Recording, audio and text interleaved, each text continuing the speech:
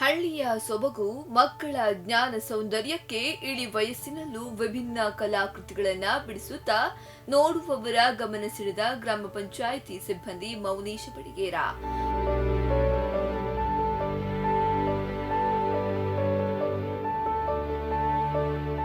ವರ್ಷದಿಂದ ಈ ಕಲೆ ನನ್ನಲ್ಲಿ ಇರೋದು, ಇವಾಗ ಅದೇ ಇದೆ. ಯಾವ ಆರ್ಟ್ಸ್ ಏನು ಹೇಳ್ತಿರ್ತಾರೆ ಅದನ್ನ ನಾವು ಮಾಡುವಂಥ ಕರ್ತವ್ಯ ನಾವು ಮಾಡ್ತೀವಿ. 10 ವರ್ಷ ಇದ್ದಾಗಲಿಂದ ನಾನು ಮಾಡ್ತಾ ಇದ್ದೀನಿ.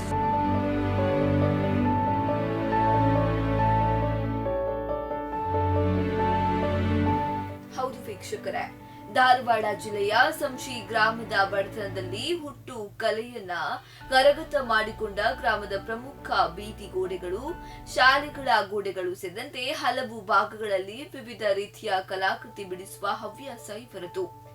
ವೃತ್ತಿ ಗ್ರಾಮ ಪಂಚಾಯತ್ ಎಲೆಕ್ಟ್ರಿಕಲ್ ಸಂಬಂಧಿಸಿದ ಕೆಲಸ ಮಾಡಿ ಬಿಡುವಿನ ಸಮಯದಲ್ಲಿ ಗ್ರಾಮದ ಶಾಲೆ, ಅಶ್ವತ್ಥ ಪ್ರದೇಶಗಳಲ್ಲಿ ಕಲಾಕೃತಿಗಳನ್ನ ಬಿಡಿಸುತ್ತಾ ದಿನಕ್ಕೆ ಸುಮಾರು 18 ಗಂಟೆಗಳ ಕೆಲಸ ಮಾಡುವ ಮೌನೇಶ ಬಡಿಗೇರ ಅವರ ಕಾರ್ಯ ಇಂದಿನ ಯುವ ಪೀಳಿಗೆಗೆ ಮಾದರಿಯಾಗಿದೆ.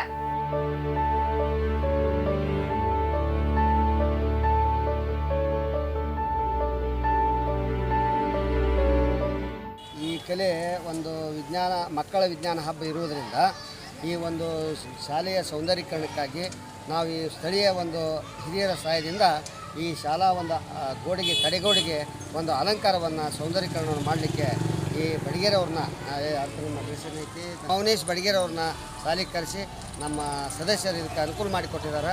ಅದಕ್ಕೆ ಅವರು ಬಡಿಗೇರವರು ಒಂದು ಸತತವಾಗಿ 2 ದಿವಸದಿಂದ ಈ ಕಾರ್ಯವನ್ನು ಮಾಡ್ತಾ ಇದ್ದಾರೆ. ಅದಕ್ಕೆ ಅವ್ರಿಗೆ ಒಂದು ಸ್ವಲ್ಪ ಧನ್ಯವಾದಗಳನ್ನು ನಾವು ಹೇಳ್ತೇವೆ ಅಂತೇಳಿ ಅವ್ರಿಗೆ.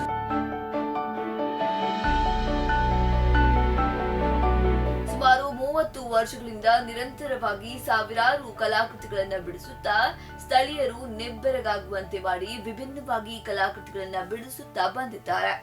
ಒಟ್ಟಾರೆಯಾಗಿ ಸಂಶಿ ಗ್ರಾಮದ 60ರ ನಂತರವೂ 18 ಗಂಟೆಗಳ ಕಾಲ ವಿವಿಧ ರೀತಿಯ ಕಲಾಕೃತಿಗಳನ್ನ ಬಿಡಿಸುವ ಮಹಾನ್ ಕಲೆ ಮೌನೇಶ ಬಡಿಗೇರರದ್ದು.